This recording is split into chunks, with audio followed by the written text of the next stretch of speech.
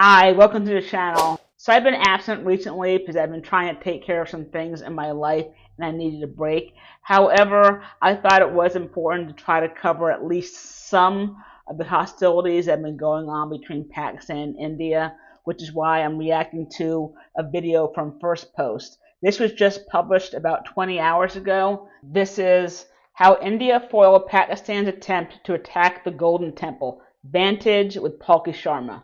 Let's get to it.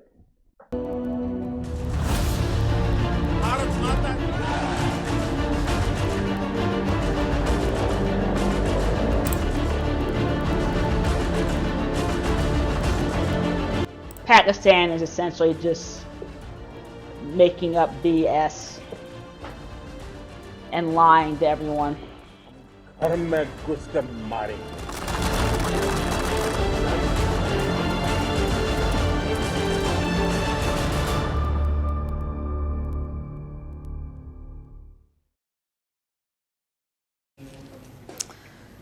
The bullets may have stopped, but the fighting hasn't.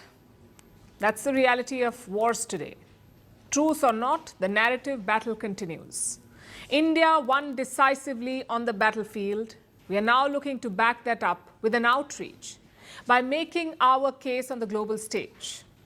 And what is Pakistan doing? Well, copying us. You want to know Pakistan's next move? Just look at India's current move, because chances are it will be the same. We will get to those copy-paste moves later, but first, let's look at some new information that has come in. We know that Pakistan targeted 15 Indian cities after Operation Sindoor. These were spread across the north and the west. Among them was Amritsar. Not the Amritsar cantonment, not any air defense system or military target, but the Golden Temple, the What is the Amritsar cantonment exactly? holiest place for Sikhs around the world. Pakistan tried to strike the Golden Temple. It was announced today by the Indian Army. Knowing that Pak army does not have any legitimate targets, we anticipated that he will target Indian military installations, civilian targets, including religious places. Of these, Golden Temple appeared to be the most prominent. We also received credible intelligence that Golden Temple is a prime target, which we had brainstormed earlier. On 8th early morning, in the hours of darkness, Pakistan carried out a massive air assault with unmanned aerial weapons, primarily drones and long-range missiles.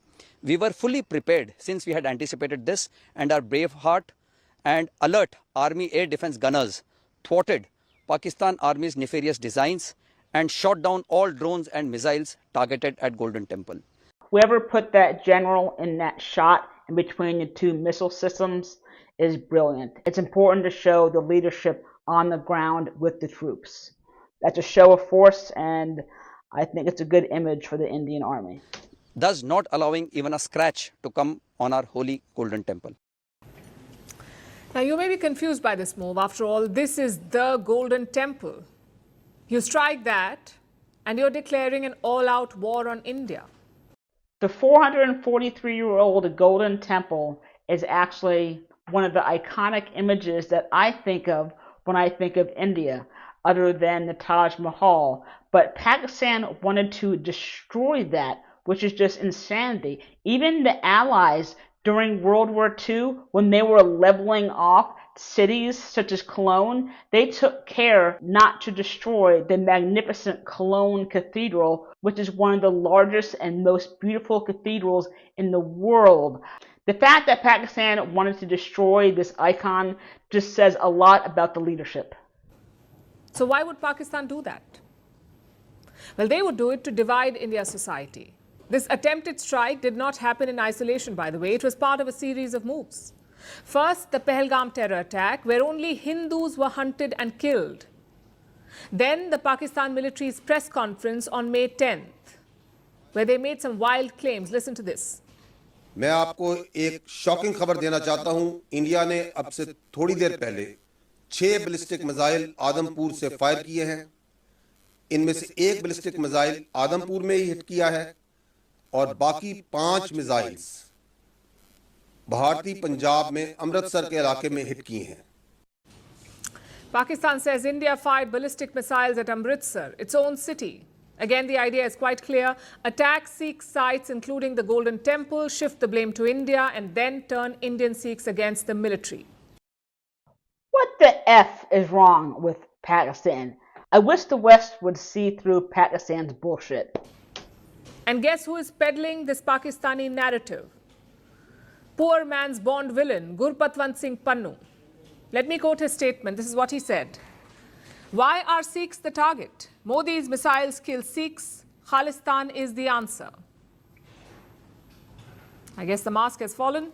These Khalistanis do not care about Sikhs. All they care about is hurting India. And for that, they have openly sided with Pakistan. Thankfully, our military was on alert.